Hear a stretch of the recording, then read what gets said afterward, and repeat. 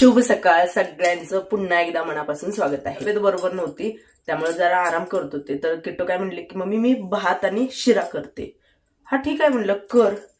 हा शिरा जो आहे तो तिनं गव्हाच्या पिठाचा केलाय. यामध्ये भलं ड्रायफ्रूट घालून ठेवले, तूप घालून ठेवलंय. ती कणिक कशी खातो ना तसं लागायला लागलं. भाजलं नाही का तिने काय नेमका कसा केला मी तिला म्हणलेला नाही किट्टू जरा शूट कर आपण मावशांना पण तुझी रेसिपी शेअर करूया. केली नाही आणि याचं काय चिक्कल करून ठेवलंय तिच्या पप्पाला दिलं रात्री. तर यातलंच सगळ्यांनी खाल्लंय आणि उरलेलं तसंच आहे. म्हणजे केवढं खाल्लं असेल 2-2 चमचे फक्त खाल्लं बाकीच्याने आणि कुणीच खाल्लं नाही. नको आम्हाला म्हणाले. तर असला प्रकार किट्टूनं करून ठेवला. आता एवढ्या शिऱ्याचं काय करू सांगा. मी तिला सांगितलं करायचं असेल तर रव्याचा कर. त्याचा शिरा मी 1-2दा रेसिपी शेअर केलाय. छान लागतो ताई नो पण ते कसं काय लिमिटमध्ये करावा लागतो. म्हणजे एकदम थोडा करायचा असतो कारण ते तेवढं म्हणजे पचायला पण चांगलं नसतं आणि खायला पण तेवढं चांगलं नसतं. कुठल्या गव्हाच्या पिठाचं छान होतं. गव्हाच्या पिठांचा होतो, बेसनच्या पिठाचा होतो, बघायला गेलं तर शिरा बऱ्याच ह्याचा होतो. पण हिनं एवढं करून ठेवले 4-5 चपात्याचं. एका चपातीचं पीठ जरी घेतलं असतं तरी सगळ्यांसाठी शिरा झाला असता. त्याच्यामध्ये भलं तुपाचा स्वाद आहे, भलं काजू बदाम सगळ्याचा स्वाद आहे. खायला स्वाद नाहीये नको बाबा. खाऊन आणि पोटाचं आटून चपात्या करू माझ्या डोक्यात तेच आले. मिक्सरला फिरवून घ्यावं कारण एकजीव होणार नाही. सगळं असं कडक कडक झालेलं आहे. माझ्या मते मिक्सरला चपातीच करावी लागेल आणि लाटून गोड आपली पुरीगत खाल्लेलं बरं. असला तरी ये बाबा काहीतरी वेगळंच करायचं. त्या येत नाही ती गोष्ट पण करायची जाते. चांगली गोष्ट आहे. शिकू दे. बिघडणार सगळं होणार. सकाळचं संध्याकाळी पण खाल्लं जातं. शिळं खात नाही ना टाकून देणं नाही. आता हे मी काय टाकून देणार नाहीये शक्यच नाहीये. पण काय झालं की कच्चर स्मेल येतोय त्यामुळे कोणी इंटरेस्ट दाखवेना खायला. कोण दाखवेना मी एकटी खा आणि बघ आजारी पडा. भात लावल्या रात्री सांगितलेलं तिला मी भात कमी लाव. माफ केले. तुम्हाला माहिती आहे की मी कप वगैरे ठेवले. 10 माणसाचा भात केल्यागत अर्धा कुकर भात केला. एवढा खाऊन एवढा राहिला आता. त्यामुळे स्वयंपाकाला खरं सांगू स्वयंपाक काय करणार नाहीये. गरमीचा सीझन सुरू आहे आणि याच्यामध्ये आपल्याला हिट बॉईल होणं, बाहेर उन्हामध्ये गेल्यानंतर बर्निंग होणं, स्किन आपली बऱ्यापैकी जळल्यागत होती. सध्या गरमी एवढी आहे की तोंडाला काही लावूच वाटत नाहीये. म्हणजे कुठली क्रीम वापरू वाटत नाही, काही लावत नाही. असं वाटतं की सतत पाणी घ्यावं, थंड पाण्याने चेहरा धुवा. चेहऱ्याला काही लावलेलं जे असतं ना ते पण बसत नसतं. आपल्या घामामुळे सगळ्यामुळे ना जातं. मेकअप जर करून समजा फाउंडेशन वगैरे जर लावलं तर मग सांगूच नका. बघा किचन मध्ये गेलं काम केलं किंवा बाहेर गेलं काम काय बाहेरून आलं वगैरे तर आल्या असं वाटतं की तोंडावर म्हणजे थंड पाणी मारून. हा प्रॉब्लेम ठीक आहे. प्रत्येक ऋतूनुसार प्रत्येक प्रॉब्लेम हे आपल्याला होत राहणार आहे. जसं थंडीमध्ये ड्राय वगैरे तसं उन्हाळ्यामध्ये हे आपल्याला प्रॉब्लेम होतो. पण मला शक्यतो त्या गोष्टीचा जास्त सामना का करावा लागत नाही कारण मी जे वापरते क्युअर स्किनचं कारण मी आता गेले 2 वर्ष झालं जोडलेलं आहे. तुम्हाला माहित आहे मी खूप वेळा शेअर करत असते. तर हे ना खूप लाईट वेट आहे. आपल्या स्किननुसार आपल्याला दिलं जातं. आता समजा माझी ड्राय असेल ऑइली असेल त्याच्या हिशोबाने मला प्रोडक्ट दिले जातात. हे कोणी असं तसं दिलेले नाहीयेत. हे प्रॉपर डॉक्टरांनी मला रिकमेंडेड केलेले आहे. आता बघा सिंपल याची प्रोसिजर सांगते जी मी केलेली होती. ऍप डाउनलोड केलं तर फ्रंटचा फोटो साईडचा फोटो असे तुम्हाला 2 फोटो देते. तिथे सर्टिफाईड डॉक्टरांची टीम असते. आता माझ्या ज्या पहिल्यापासून आहेत त्या नलिनी आहेत. तर टीम असते. टीम तुमच्याशी बोलते. तुमचे फोटो जे आहेत ते एआयच्या माध्यमातून पूर्णपणे स्कॅन केले जातात. तर त्याच्यानंतर मग पूर्ण स्किनचा अभ्यास करून तुमच्याशी चॅटिंग केलं जातं की बाबा काय प्रॉब्लेम आहे, कशासाठी, काय तुम्ही काय खाता, पहिले काय प्रॉब्लेम, आताची काय प्रॉब्लेम, ह्या सगळ्या गोष्टींचं तुमच्याशी बोलून घेतलं जातं, चर्चा केली जाते आणि त्याच्यानंतर मग तुमच्या स्किन टाईपनुसार प्रॉब्लेम बघून तिथले जे सर्टिफाईड डॉक्टर आहेत ते तुम्हाला प्रोडक्ट रिकमेंडेड करतात. आणि जास्तीत जास्त एखाद्याला जास्त काही प्रॉब्लेम असेल तर 5 असतात. पण मला तर आतापर्यंत 4च आलेले. मला या गरमीमध्ये एवढा काही जास्त त्रास होत नाही. 6-6 टेप्स 10-10 टेप्सचे रुटीन असतात की म्हणजे स्किनचे. मला तेवढी झंझट करावी लागेल. पर्सनल किट म्हणजे तुम्हाला कळलं असेल की बघा आता तुम्ही असंच लोकलमध्ये गेला एकच प्रोडक्ट 10 जण वापरू शकतात. बरोबर आहे. ठीक आहे. इथे पण तसंच आहे. ज्याच्या त्याच्या प्रॉब्लेमनुसार ते दिलं जातं. पण असं नाही किंवा समजा तुमचे दादा त्यांचे प्रोडक्ट वेगळे असतात माझे वेगळे असतात का माझ्या स्किन टाईपनुसार माझ्या प्रॉब्लेमनुसार दिले जातात. तसं मार्केटले प्रोडक्टला तसं नसतं ना की बाबा एक जावा मग ते रिझल्ट येऊ न येऊ याचा विचार केला जात नाही. पर म्हणतं तुम्हाला कॉल केला जातो. अपॉइंटमेंटमध्ये तुम्हाला काय म्हणजे बदल झालाय, काय प्रॉब्लेम्स आहेत का, काय खाणं गरजेचं आहे, पाणी किती पिणं गरजेचं आहे, आपला डाएट प्लॅन कसा असावा, खूप साऱ्या गोष्टी असतात. ट्रॅक रेकॉर्ड ठेवला जातो. या सगळ्या गोष्टी फ्रीमध्ये आहेत. फक्त प्रोडक्ट जे तुम्हाला रिकमेंडेड केले जातात त्याचेच पैसे पे करायचे. आता इथं माझा बिफोर आणि आफ्टर तुम्ही बदल बघू शकता. खूप चेंज झालेला आहे. बिफोर आणि आफ्टर मध्ये तुम्हाला स्पॉट जे आहेत ते दिसत असतील की बाबा स्किन आतून हेल्दी असणं गरजेचं असतं, ना की नुसतं गोरं दिसणं म्हणजेच हेल्दी आहे असं. आणि मी तर तुम्हाला सांगू, असा ब्रँड मी कुठे बघितलेला नाही की प्रोडक्ट दिल्यानंतर सुद्धा प्रत्येक महिन्याला तुमच्या म्हणजे टचमध्ये राहणं, तुमचा म्हणजे रिझल्ट काय जाणून घेणं, तुम्हाला वेळोवेळी नोटिफिकेशन देणं, तुम्हाला बोलणं, तुमच्यासाठी चॅटिंग करणं, त्यांना विचारू शकता, बोलू शकता. म्हणजे एवढ्या सगळ्या गोष्टी आहेत. नॉर्मली जर आपण जर कुठे गेलो तर प्रत्येक महिन्याला नवीन केस पेपर असतो, सगळ्या गोष्टी नवीन असतात, पुन्हा ते पैसे वेळ सगळं सगळं असतं. इथं घरात आहे तिथं बसून तुम्ही क्युअर स्किनचा लाभ घेऊ शकता. क्युअर स्किन ॲपची लिंक जी आहे ती मी डिस्क्रिप्शन बॉक्समध्ये दिलेली आहे, सोबत कमेंटमध्ये पिन केलेली आहे. दुसरी गोष्ट, तुम्हाला जर 100 रुपयाची सूट हवी असेल तर माझा कुपन कोड वापरा, PRANJL प्रांजल 100. हा जर तुम्ही माझा कुपन कोड वापरला तर तुम्हाला 100 रुपयाची सूट मिळेल. बरं ताईनो, कालच्या व्हिडिओला केलेल्या कमेंटसाठी, लाईकसाठी हृदयातून तुमची अगदी मनापासून आभारी. मला खूप साऱ्या ताई, कोण ताई गोव्याला बोलवते, कोण ताई कोकणात बोलवते. खूप बरं वाटलं की ताई इकडे तिकडे अजून भरपूर साऱ्या जणी कुठं कुठं बोलवतात. ज्यांना ज्यांना वाटतं की बाबा हां इथं अमुक ठिकाणी फिरण्याजोगं आहे, त्या तिथं राहतात तर या म्हणतात. तर नक्कीच येईन, खरं तुमच्या स्वप्नात येईन आणि माझ्या स्वप्नात मी सगळं फिरेन म्हणेन मी. कारण का सांगू, मला माहीत आहे हे आता पण चाललंय असंच चालणार, कारण कामाला प्राधान्य देतो. बघा आता मी बोलते, मला वाटतं म्हणून मी बोलते, त्या गोष्टीसाठी किटकिट करते, पण मलाही म्हणजे कामाकडे दुर्लक्ष करून त्या गोष्टी थोड्याशा अशा पचत नाही आहेत. कारण सांगते, एक काळ होता, मी तुम्हाला सांगितलंय की दादा कामासाठी वन फिरलेले आहेत. अक्षरशः हमालीचं काम करायला तयार झालते. लोक 1 रुपयाला पोतं टाकत होते. तुमचे दादा म्हणले मी 50 पैशांनी पोतं टाकतो, मला काम द्या.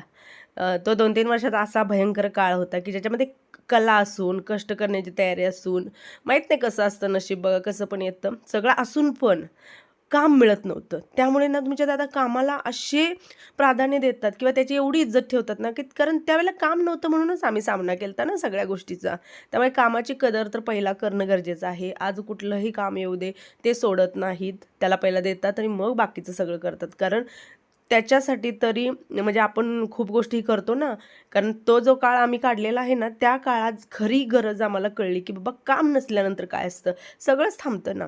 म्हणून कदाचित ते स्वभावामध्ये आले आणि मग ते शेवटी त्यालाच प्राधान्य. असं आता चालायचं आहे, असंच चालत राहील.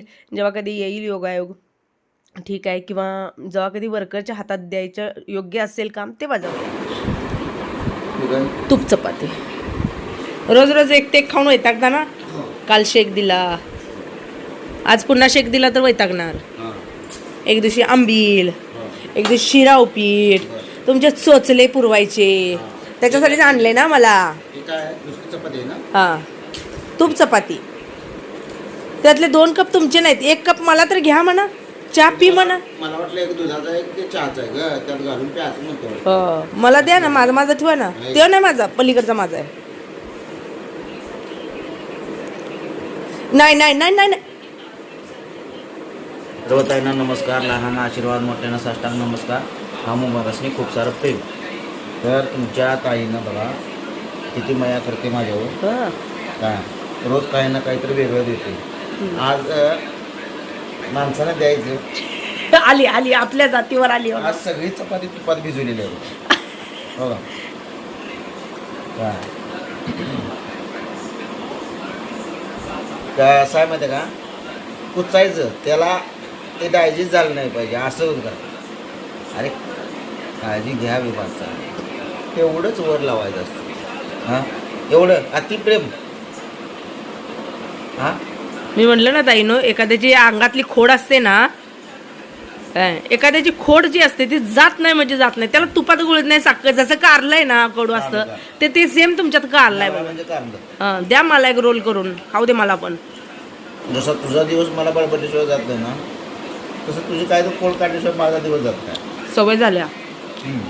केटो क्लासला गेली, आरू त्याचे पेपर सुरू आहेत तो गेलेला होता, त्याच्यानंतर दादा गेले आणि मग मी घरातली सगळी कामं आवरायला सुरुवात केली.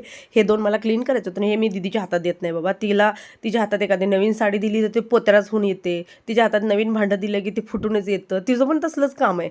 म्हणून मी तिच्या हातात हे देत नाही आहे, कारण याला ना थोडंसं बटनाच्या साईडला न लागता, म्हणजे साबण वगैरे न जाता असं व्यवस्थित ही करावं लागतं वॉश, आणि ती काय ना काय तर गोंधळ घालते. त्यामुळे मग ती केटल वगैरे मी घेतली. आता तुम्ही म्हणताल की इलेक्ट्रॉनिक आहे आणि तू पाण्यात असं धुतलं का किंवा चालतं का? तर चालतं फक्त खाली जे आहे ना, आणि ते एक बटन, तिथे जास्त पाणी लागू द्यायचं नाही, लगेच काढायचं आणि लगेच पुसून घ्यायचं.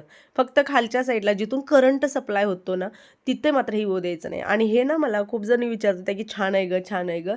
तर हे कॉफी मेकर जे आहे ना अगारूचं, त्यातला जार आहे हा. आता मी इतर ह्याला वापरत होते आधीमध्ये, पण म्हणलं आहे ते जे वापरते ते तांब्याचं भांडं वगैरे सगळं ठेवून घेतलं. नव्याचे 9 दिवस असतात, हौस भारी आपल्या बायकांना असते, हे घ्या ते घ्या. आणि माझे तर आता एवढा पिट्टा पडतोय ना सगळ्या गोष्टी आवरून आता हौस सगळी फिटलेले, असं डोक्यात काय वाटतच नाही की हे घ्यावं, कुठलं भांडं घ्यावं, कुठलं काय घ्यावं. पहिल्यासारखं ना मला काही घ्यायचा इंटरेस्टसुद्धा राहिलेला नाही आहे.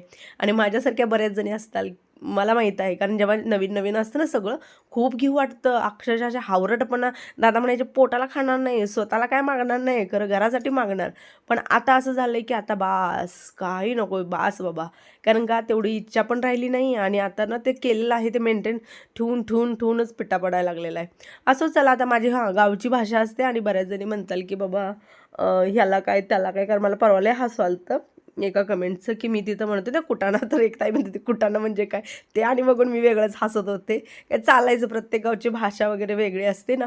आज किचन ओटा वगैरे पहिला क्लीन करून घेतला, आणि आज भांडी मात्र किट्टूसाठी ठेवणार आहे. मला एका 12वीच्या मुलीने केलेला क्वेश्चन आहे, आणि याचं उत्तर मी जरूर देईन, कारण आता इथं किट्टूच्या कामाबद्दल बोलते ना, कारण मला पण कमेंट येतात आईच्या जीवावर सुख खाऊ दे, पुन्हा करायचंच आहे जे म्हणतात ना ताई, त्यांना सांगेन. तिचं काय म्हणणं होतं माहिती आहे का, माझ्या व्हॉट्सअपला ती बोलली की तिची मम्मी पण व्हिडिओ बघते आणि ती पण बघते, तिच्या घरातले सगळे व्हिडिओ बघतात, सगळ्यांना आवडतं वगैरे. फक्त तिचं असं होतं की सध्या थोडं मेंटली डिस्टर्ब होत आहेत, आणि तू जरूर बोल हे व्हिडिओमधून, म्हणजे थोडंसं आम्हालाही मार्गदर्शन मिळेल. तर तिचं असं म्हणणं होतं की ज्यावेळेला सगळी फॅमिली एकत्र होती, म्हणजे जसे की चुलती, आजी, तिची मम्मी वगैरे सगळी होती, त्यावेळेला घरात कोणी तिला काम लावलंच नाही ना, हे कर ते कर. कारण एकत्र कुटुंब असल्यानंतर बघा ना, कोणी मुलांचा असा विचार किंवा काय करत नाही आहे. आई एक करणार, चुलती एक करणार, आजी थोडंसं करणार, कामं होऊन जातात. किंवा बऱ्याच वेळेला असं होतं की म्हणजे काही ठिकाणचं बोलते की बाबा एकत्र आहे तर कशाला आपल्या मुलांना राबवून घ्या वगैरे, असं पण मेंटॅलिटी असते काही ठिकाणी. तर मग त्याच्यात ती काही शिकली नाही, आणि त्याच्यानंतर कालांतरानं ती जशी 11वीला गेली तसं ते घर विभक्त झालं त्यांचं बोलणे करून ते विभक्त राहायला लागले. आता मम्मीच्या एकटीवर लोड पडतोय, आणि आता माझं मम्मीचं वांदं लागतं. आता मी मम्मी भांडतोय, कारण मम्मी मला कामासाठी बोलते आणि मला आता काम होत नाही, मी काय करू, मी मेंटली डिस्टर्ब होत आहे. बघा अशाही कंडिशन येतात जेव्हा तुम्ही एकटं असतात. त्यावेळेला तुम्हाला साहजिक वाटतं ना की माझं दुखलं खुपलं आहे, माझ्या मुलांनी यावं करावं, आणि जर त्याला काहीच येत नसेल, त्याला काही जमतच नसेल, तर मग तुमची चिडचिड होणार, मग तुम्ही त्यांना बोल. तर आता ते सगळे तर व्हिडिओ बघतात, बघा तुम्ही सगळ्यांनी मिळून थोडंसं शिकवा, कारण शिकणं गरजेचं आहे. आणि एका वर्षात तुम्ही शिकसाल, थोडं का होईना शिकता, आणि हे काही जास्त लागत नाही शिकायला, पण हे आमचे गुण असायला पाहिजे, कारण स्वतःचं सुद्धा अवघडून पडणार नाही. आणि मग त्यावेळेला मायलेकींमध्ये सारखं त्या कामासाठी खटके उडणार, आई वैतागणार, त्रासणार, मग शेवटी डिस्टर्बच आहे ना वातावरण. आता ती 18 वर्षाची झालेली आहे, आता तिला इथून पुढे मग त्या गोष्टी शिकाव्या लागणार, असं पण होतं. सांगण्याचं एवढंच आहे की बघा अशा पण गोष्टी घडतात, आणि त्यावेळेला मग आपल्याला म्हणतात ना की आपण म्हणतो ना माझा लाड भावला वगैरे, किंवा मी खूप अति लाड केला, असं पण होतं. असो, मी तुम्हाला आता जे दाखवलं ना ते दादानी कारभार केला आहे. समय जी होती आपण नवीन आणलेली त्याची ती कमान मोडून टाकली. मोडून म्हणजे काय, स्वतः मोडलेलं नाही आहे, दिलेलं होतं. एक दिवशी म्हटलं क्लीन करून द्या मला, क्लीन करायला गेल्यात आणि खोलाय गेल्यात सगळं. मी म्हणत होते की आहे तसं ते लिक्विड आणलेलं होतं ना, त्यांना आहे तसं क्लीन करून घ्या, नका खोलू. नाही मला तसं येतच नाही म्हणून सगळं काढाय गेल्यात, आणि ते वरनं पडलं. नशीब ते पायावर पडलेलं नाही, कारण त्याला म्हणजे टोकं आहेत, आणि ते फुटलं. आता त्याला डाक वगैरे मारून आणायचं. आणि आज लक्षात आलं की बाबा आदल्या दिवशी काढून ठेवलेलं जे काय होतं ना ते सगळं मला आज हे टाकायचं होतं कपाटामध्ये, त्यासाठी हे सगळं काढलं. आता ह्या बॅगा मला 2 ते 3 बॅगा चेंज करायची. आणि मी ना आता बॅग मागवली तर ही ऑनलाईनची मी घेतलेली होती मिशोवरून, ती पण चांगले बेस्ट आहे, आपल्या वापरण्यावर आहे. त्यात कोंबून भरले म्हटल्यानंतर ते थोडंसं फाटणार. पण एका ताईने मला ना पाठवलेली, खालच्या रूममध्ये आहेत बघा, खालच्या बेडरूममधल्या ज्यांनी बघितल्या असतील बघा, ब्ल्यू कलरच्या, त्या बॅगा ज्या आहेत ना एवढ्या मजबूत आहेत, चांगल्या आहेत आणि त्याला असं म्हणजे कुठे असं फाटणं तुटण्याचा प्रॉब्लेम नाही आहे. कारण आता याच्यानंतरच त्या आलेल्या होत्या 1-4 महिन्यामध्येच. ह्या खराब झाल्या. पहिली गोष्ट मी जसं म्हणले, की आपल्यामुळे पण खराब होतं कारण आपला वापर पण तसा पाहिजे ना. कारण मी त्यात असं म्हणतात ना, की डबलच्या जागी 4 पटीने घातल्यानंतर ते निघणार. पण त्या का म्हणते त्याचं थोडंसं कापड असं मजबूत आहे. याचं ना कालांतराने आता 2 वर्ष झालेले आहेत. तर 2 वर्षानंतर ते कापड असं थोडंसं कुजायला चालू होतं. हाच फॉल्ट आहे. बाकी चांगला आहे बघा. पैशाच्या मानाने चांगला आहे. कारण मी घेणार ₹100 आणि मी म्हणणार, की 10 वर्ष टिकावं, 5 वर्ष टिकावं असं तरी नाही होत ना. ज्यावेळेला क्वालिटीतले घेऊ तर ते तेवढ्या हिशोबाने टिकणार आहे. असं पण असते. असं सगळ्यामध्ये आता मी डांबर गोळ्या पण टाकल्या आणि ते एअर फ्रेशनर जे आहे ना गोळ्या त्या पण टाकल्या. आता ही तर महत्त्वाचं होतं, गरजेचं होतं वरती टाकणं. आणि हो एक कमेंट होती तिची ताईची म्हणजे रिपीट कमेंट होत आहे, की अडचणीच्या काळामध्ये उंबरठा लेपन केलं तर चालतं का? तर बघा शेवटी आपण हळदी कुंकाला हात लावतो बरोबर, तेच पुन्हा आपण देवाला लावतो. मग ते शेवटी पूजाच आली ना ती, त्याच्यापेक्षा नाही राहू दे ना 4 दिवस. मला एक कळत नाही की 4 दिवसानं काय फरक पडतो ताई नो. असं नका डोक्यात घेऊ की बाबा मी ह्या 4 दिवसात हे करायलाच पाहिजे, ते करायलाच पाहिजे. नाही टेन्शन घ्यायचं 4 दिवसात. जर बाबा ते म्हणतात ना की शास्त्रातने सुद्धा जर कुठे रूल्स काढले असतील, कुठे एखाद्या ग्रंथामध्ये आलंच जर असेल, तर कोणी सांगितलंय जाऊ दे तिकडे 4 दिवस आराम घ्या, सगळ्या गोष्टीचं मुक्त व्हा आणि जास्त लोड ते आता घेऊ नका. जेवढं होतं तेवढं करा. बाकी बघा घरामध्ये पूजा पाठ, पोथी वाचन, नामस्मरण मी सांगेन जरूर करा, गरजेचं आहे. अखंड दिवसातले एक 10 मिनिट का होईना देवासाठी द्या, गरजेचे आहेत. वेळ नसेल ना तरी जाता येता करा, पण गरजेचं आहे. कारण बघा आपण जन्माला आलो आहे, खाणं पिणं काम धंदा जे काय आपल्या आहेत ना आशा निराशा सगळं हे चालत राहणार आहे.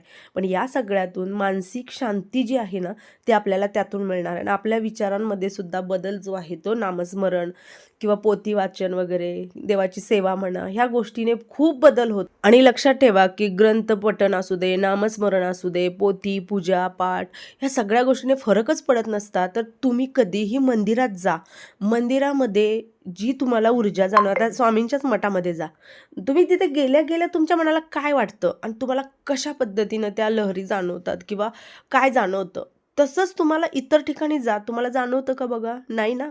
जिथलं तिथलं पावित्र्य जसं एक असतं ना तसंच भले मंदिर आपण घरात नाही म्हणजे मंदिरागत आपण नाही घरात करायचं, पण थोडं का होईना आपल्या पूजाने नामस्मरणाने सगळ्या गोष्टी आपण थोड्या का होईना अनुभवू शकतो. त्यामुळे बऱ्याच जणांचं असं होतं की शेवटी जर कर्माच्या जे हिशोबाने सगळं घडणार असेल तर मग कशाला पूजापाठ करा, कशाला काय करा. कर्माच्या जे हिशोबाने सगळं घडणार आहे, सगळं अगदी पहिला असू दे आत्ताच असू दे ते काय चुकणार नाही आहे. पण त्याची तीव्रता जी असते ना ते कुठेतरी सेवेमुळे नामस्मरणामुळे कमी होते. याचा अनुभव मी पण घेतलेला आहे ताईनो. आमच्या आयुष्यामध्ये अपडाऊन आले सगळ्या गोष्टी, खूप गोष्टी आल्या, कधी कधी अपघातसुद्धा झाले, अशा भरपूर साऱ्या आल्या. पण थोडं का होईना जे व्हायचं ते होणारच आहे, पण थोडं का होईना तीव्रता कमी होते किंवा त्यातून थोडं का निभावून जातं. बाकी असा कोणीच नाही आहे. अगदी देवाला धरून बसा, त्याच्या चरणावर डोकं ठेवा, तरी तुम्हाला जे काय म्हणतात ना आपल्या कर्मानुसार शिक्षा किंवा चांगलं वाईट तेच घडणार आहे. असं हा दिवस आहे दुसरा दिवस. आजचा मिक्स रिमिक्स असा व्हिडिओ आलेला आहे. आणि हो हा मामांचा मसाला, बऱ्याच जणींच्या मला कमेंट होत आहे की मामांचा नंबर देते. इथं स्क्रीनवरती मी नंबर देत आहे बघा, 99 0051 मामांचा आहे. माझा आणि त्यांच्या नंबरचा गोंधळ झाला कारण सध्या मला माझा पाठ झालेला आहे ना साड्यांच्या बिझनेसमुळं. तर त्यांचा नंबर आहे, त्यांना कॉन्टॅक्ट करा. आणि मग इथं तुम्हाला मसाले चटण्या जसं की लाल तिखट असू दे किंवा कांदा लसूण चटणी असू दे, शेंगदाणे असू दे, कारळ जवस काय काय भरपूर आहेत, खोबरा चटणी वगैरे, त्या चटणी तुम्ही मागवून घेऊ शकता. आणि बाकीच्या ठिकाणांपेक्षा ही रेट म्हणजे बऱ्यापैकी आहे. दुसरी गोष्ट चुलीवर बनवलेले असतात, पूर्णपणे हायजीन वगैरे ठेवून अशा पद्धतीनं बनवलं जातं. आता घरचं आहे म्हणून कौतिक करत नाही, कारण मी हे गेली 4 वर्षापासून शेअर करते आणि मी पण तिथलंच खाते. जर तिथलं हायजीन नसतं तर मी स्वतःच खाल्लं नसतं, कारण मला मामांच्या मसाल्याशिवाय जमत नाही. अरुणे आणि त्याच्या पप्पाने आज फरमाईश केलेली होती भुर्जीची. त्याच्यासाठी भरपूर कांदा टोमॅटो, कारण डॉगींना मी जसं बुधवारचा दिवस ठरलेला असतो ना देते, मग जेव्हा त्यांच्यासाठी करेन तेव्हा यांच्यासाठी पण करते. किटोसला आज असं पाहिजे होतं की ब्रेड जे असतं ना ते डिप करून ते पाहिजे होतं. आणि या दोघांचं असं होतं की आम्हाला भुर्जी खायचं आहे आज, आमटी वगैरे काय नको, ते पावाबरोबर खाणार होते कारण ऑलरेडी किटोसाठी ब्रेड आणलेला होता. आणि मग पावासाठी. तर त्याच्यासाठी कांदा, टोमॅटो, आपला रेग्युलर मसाला, आलं लसणाची पेस्ट एवढं टाकलेलं आहे आणि अंडं जे आहे ते व्यवस्थित खिसून टाकलेलं आहे. बुर्जी 2 पद्धतीने केली जाते. एक आहे अंडं फोडून टाकलं जातं, त्याच्यापेक्षा ही छान लागते. फक्त आता व्यवस्थित शिजवून घ्यायचं, पाणी ओतायचं नाही, पण ओतलं तर व्यवस्थित शिजवून घ्यायचं. मी ते कांदा होता ना जास्त प्रमाणात, टोमॅटो होतं, व्यवस्थित एक जीव व्हावं म्हणून टाकलं आणि तिच्यासाठी हे ब्रेडचे स्लाईस बनवले. तिला खूप आवडतात असं. शक्यतो तुम्हाला जसं म्हटलं ना की ती पोळी टाईपच खाणं पसंत करते, मग तिच्यासाठी हे बनव. असो चला, आता मी इथून पुढं माझं कुठलंही रुटीन कंटिन्यूली केलं नाही. व्हिडिओ आवडला असेल तर जाता जाता जरूर लाईक करा. मनापासून पुन्हा एकदा तुमचे आभारी आणि सर्वांना श्री स्वामी समर्थ.